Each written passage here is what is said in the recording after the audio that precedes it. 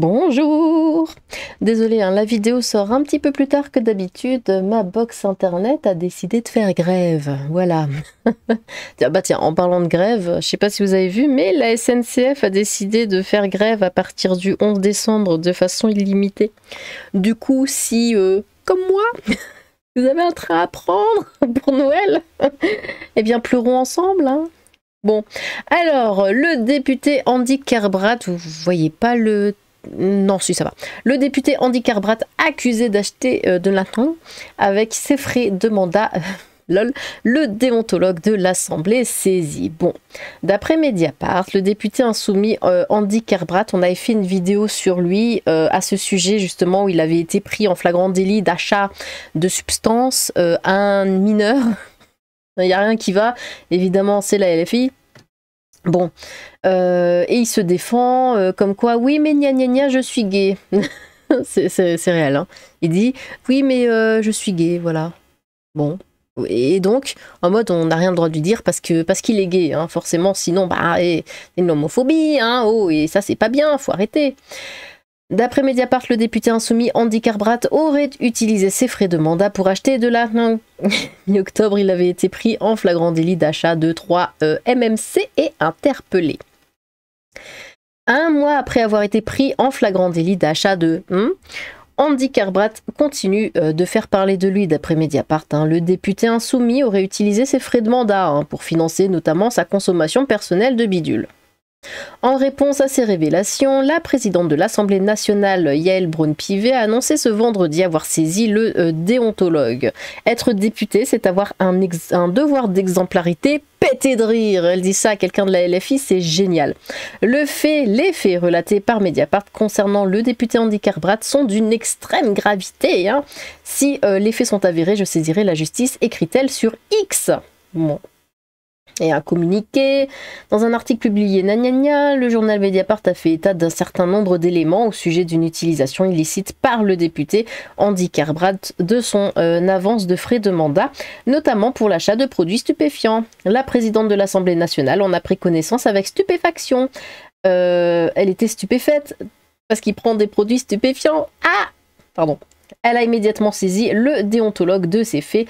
Depuis la loi pour la confiance dans la vie politique du 15 septembre 2017, l'utilisation de frais de mandat est strictement encadrée et de faire l'objet de justifications pour toute dépense engagée. Chaque année, un tiers des députés sont tirés au sort pour être contrôlés. La situation de tous les... seulement un tiers! Mais il faut tous les contrôler, enfin. La situation de tous les députés est donc vérifiée au moins une fois sur la durée d'une législature. Toutes les dépenses des députés tirés au sort sont contrôlées. Seulement 1,17% d'entre elles a fait l'objet d'une demande de remboursement en 2023. Ainsi, les agissements supposés d'Andy Kerbrat ne sauraient jeter l'opprobre, ou alors l'opprobre, lol, sur l'utilisation que les députés font de leur AFM. Le rapport du déontologue qui fait état de ces contrôles est publié chaque année et consultable sur le site de l'Assemblée nationale. Il ressort des premiers éléments que le député Andy Kerbrat n'ayant pas été tiré au sort en 2023 comme par hasard, et en 2024, sa situation n'a pas encore été contrôlée par le déontologue. Il était cependant prévu qu'elle le blablabla. Bon. Selon le média d'investigation, des retraits sur son compte avance frais de mandat AFM ont été faits pour un total de 13 000 €. Des virements auraient également été effectués via les applications PayPal et Lydia. Dans les colonnes de Mediapart, Andy Kerbrat reconnaît avoir fait n'importe quoi avec l'argent public. Okay.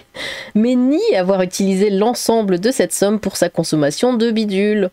Il le dit, oui, j'ai fait n'importe quoi avec l'argent public, mais j'ai pas fait ça, attention, comme si ça minimisait le truc. Dans cette enquête, le jeune homme revient également sur ses problèmes d'addiction. Avant de tomber dans la prise de substances, j'avais des problèmes d'alcool. C'est d'ailleurs souvent parce que j'avais bu que je prenais des substances, confie-t-il. Mais ça devient député dans le plus grand des calmes. Bon. Mi-octobre, l'élu du Loire-Atlantique avait été pris en flagrant délit d'achat de 3 MMC, une drogue de synthèse très populaire dans les milieux festifs. Il avait ensuite annoncé entamer un protocole de soins afin de se défaire de son addiction.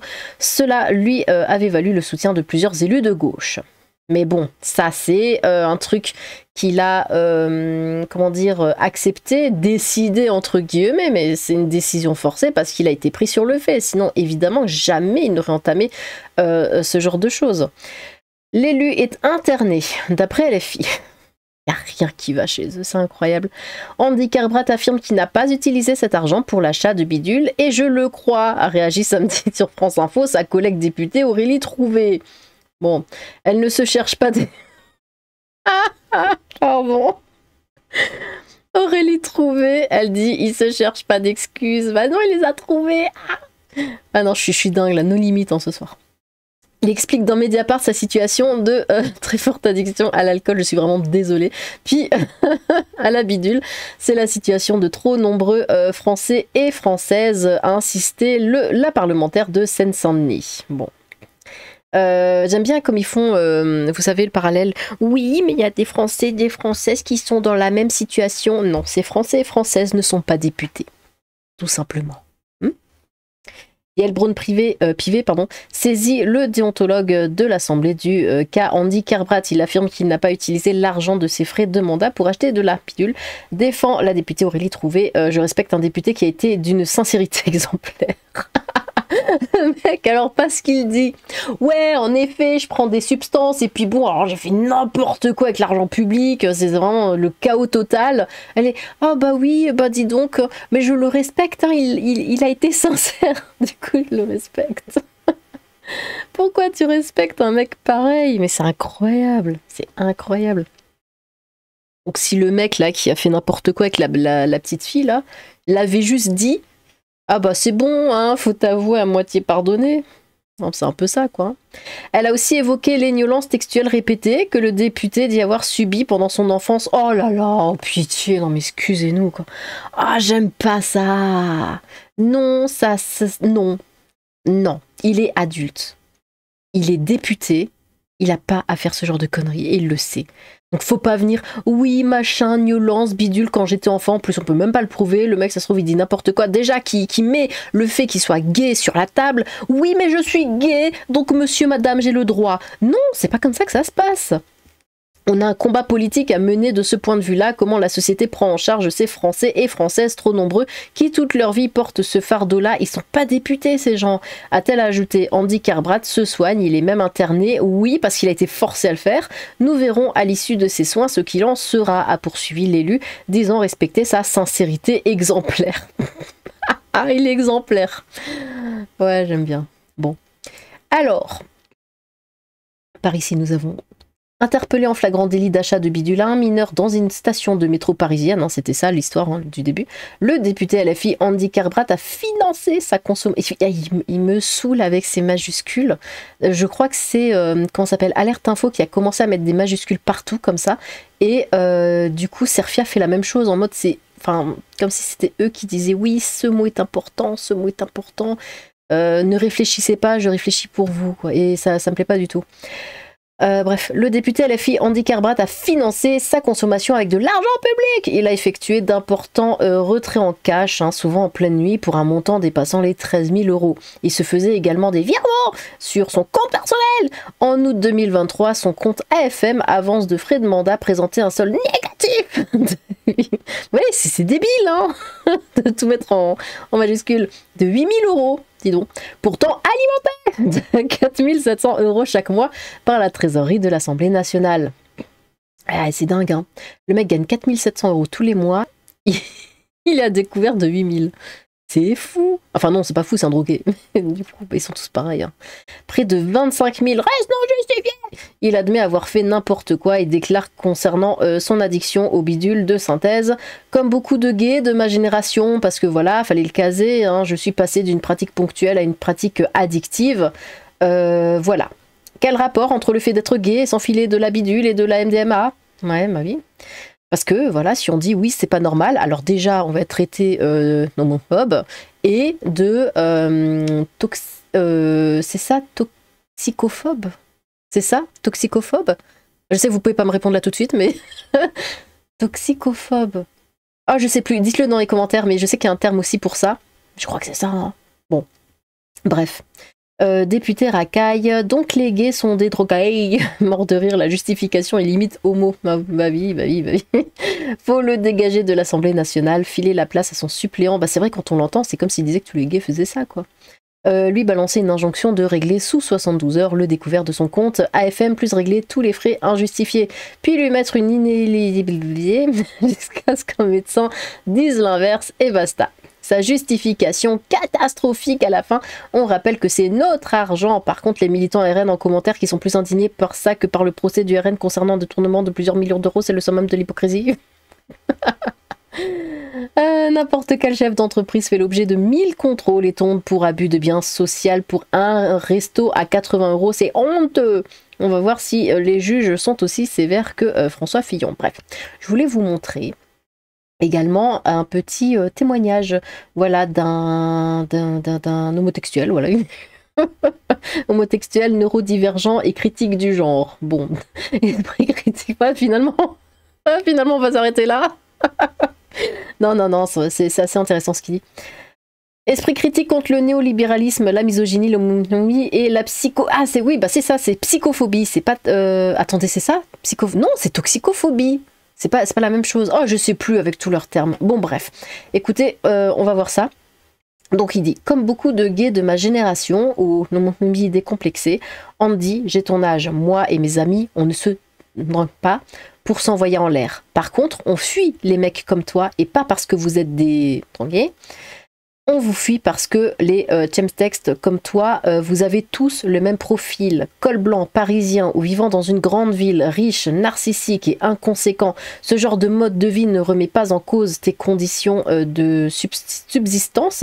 Au contraire, c'est un moyen pour toi d'assumer un petit statut privilégié. C'est sans doute trop prolo pour toi de jouir sans bidule avec des partenaires en pleine possession de leurs moyens. Mais sache, cher Andy, que tu n'es pas gay parce que tu es gay. Non, tu es drogué, comme tous ces types que décrit le roman American Psycho, parce que tu es vide, tellement dissocié de la réalité du quidam que tu en es anesthésié. Il te faut ta petite injection pour ressentir ne serait-ce qu'un orgasme. Tu ne représentes pas plus les gays en politique qu'un Gabriel Attal ou un Philippot, je sais plus son prénom, mais bien cette élite déconnectée et obscène qui a laissé l'exemplarité au vestiaire avant même d'avoir commencé le match. Par contre, en prétendant l'inverse, tu alimentes l'homophobie. Cette homophobie ordinaire qui essentialise, qui voudrait associer à une simple orientation textuelle, cette irresponsabilité, cette duplicité qui ne sont que tes propres vices, pas les nôtres. Andy Kerbrad, tu représentes bien peu de choses pour un élu de la nation. Voilà. Ça, je voulais le partager avec vous. Quel incroyable jugement de valeur. Comment tu peux avoir Enfin bon, bref. Les gens tombent dans la drogue, beaucoup de gays tombent dans la drogue. L'addiction n'est pas une partie de plaisir ou une excuse. Vous n'êtes pas tombé dedans, tant mieux pour vous, c'est pas une excuse pour nier sur les autres. On parle pas des gens, on parle d'un député. Mais ça, les gens l'oublient. Ils en parlent comme si c'était monsieur et madame tout le monde en mode non, mais c'est bon, ça peut arriver à tout le monde. Ce mec représente le peuple. Il a été élu. C'est un député. Il est censé prendre des décisions pour le peuple alors que le mec, c'est juste un putain de toxico. Non, ça peut pas passer. Évidemment que ça peut pas passer. Le détournement de fonds aussi, c'est un jugement de valeur. Vous êtes le compte X secret des Balkany, c'est ça? Obscène. Il a raison, les gays sont surreprésentés parmi les consommateurs de drogue. Ça ne m'étonne pas. Je vais sur Grindr, je vois. Parce que tous les gays cherchent du texte et sont sur Grindr, bien évidemment, ça se sait. Merci de confirmer mon propos. Maintenant, il faut redescendre sur Terre. Bah, écoutez, moi j'ai eu beaucoup d'amis gays. Voilà, j'en ai vraiment... Enfin, j'avais énormément, oui, d'amis, et d'amis et de plein... Enfin, voilà, je connaissais beaucoup de gays. Quand j'étais jeune, personne se droguait. Personne. J'en connaissais un qui se droguait, mais du coup, il était hétéro. Mais non, personne n'était dans ce délire-là. Poste complètement dégueulasse, tout comme le poste de Serfia qui est lui-même un raccourci de l'article de Mediapart. Vous ne connaissez pas sa vie, ni d'où il vient, ni ce qu'il a traversé. Oh, sortez les violons, hein. L'addiction est une maladie, ça ferait du bien, un peu d'empathie, zéro empathie pour les drogués. Je suis désolée, je le dis comme ça, je suis vraiment cash. De toute façon, j'en ai déjà parlé dans une autre vidéo. Je crois que c'était d'ailleurs la vidéo qui était à ce sujet-là, si je me trompe pas. Non, zéro empathie. Ils le cherchent, ils l'assument. Personne ne les oblige à prendre ça, c'est eux qui le prennent, hein. Je me qualifie d'interrogué et surtout, quand tu es député, tu fais en sorte, avant de le devenir, quand tu sais que tu vas te présenter, d'arrêter tes addictions, en fait, de te calmer, de te soigner. Tu te présentes pas, tu deviens pas député en étant dans cet état-là. Et en plus, il est alcoolique, tout ça. Enfin, mais il n'y a rien qui va. Je me qualifie d'hétéro-gay friendly et je ne fais aucun amalgame entre conso de drogue et homosexualité. Mes amis, mes patients gays vivent comme moi, tranquille, pépère. Son excuse minable rejaillit sur la communauté. C'est pourri. Bah ouais, parce qu'il dit vraiment, oui, mais je suis gay en tant que gay, nous sommes tous comme ça. Bah non. C'est vraiment choquant qu'il ait instrumentalisé sa propre communauté et jeté les siens sous le bus de la sorte. Mais ouais, il donne une image terrible hein, pour tenter de se trouver des excuses et minable d'inventer une souffrance sup à sa minorité pour s'attirer la sympathie des gens ignorants mais sensibles à cela. Le tout avec de l'argent public pris sur ses avances de frais. Il y a vraiment que la commu parisienne pour prétendre que c'est normal et valider le thème texte. Il essayait de se poser en victime, mort de rire, sans doute l'un des traits les plus pertinents que j'ai pu lire sur cette affaire, merci. Ah bah oui, il dit les choses. Hein. C'est tout ce qu'il a trouvé comme excuse bidon pour se parer de l'homophobie si on le critique alors que non. Bah oui, mais c'est comme Bidule là. Comment elle s'appelait j'ai déjà oublié son... Elle a déjà disparu de ma mémoire. Lucie Casté. Lucie Casté c'était pareil. Ouais, c'est parce qu'elle est lesbienne. On la veut pas parce que ceci, cela, parce qu'elle est mariée avec une femme. Non, parce qu'elle est naze. Et lui aussi, il est naze, on s'en fiche d'avec qui il couche. Ça, il m'énerve à chaque fois mettre ça en avant comme si c'était ça qui était important, alors qu'on s'en fout. Mais on s'en fout, mais tellement. Lunaire, j'anime un groupe de parole pour usagers de substances en contexte textuel qui souhaitent s'en sortir et tous les profils sont représentés, que le thème secteur reproduise les inégalités structurelles présentes dans notre société est un autre fait. Je t'invite à lire la dernière publication sur le sujet de l'OFDT qui contredit quasiment tout ce que tu dis. Les propos de ces députés alimentent des stéréotypes homophobes où il fait des généralités. Hein. Je suis gay, ne me suis jamais drogué. Vous tombez dans le même écueil avec vos propos sur les personnes non gays et en prétendant savoir les raisons de leur mal-être. Bah ouais, franchement, il donne vraiment une très mauvaise image de la communauté gay. Et on voit qu'ils jettent ça comme ça, en mode bouée, là, à la mer, en mode oui, voilà, si je suis gay, ils vont rien oser me faire parce que je pourrais les attaquer pour homophobie. Mais non, ça marche pas comme ça. Hein. Bon, tout ce qu'on voit, c'est qu'il a utilisé l'argent public pour se calmer, quoi. Et ça passe pas, évidemment. Eh bien, on en a fini. Dites-moi ce que vous pensez de tout ça, parce qu'il y a quand même pas mal de choses. Voilà. N'hésitez pas à vous exprimer dans les commentaires, dites les choses hein, comme vous les ressentez, il n'y a pas de souci, j'ai hâte de vous lire. Sur ce, tchou!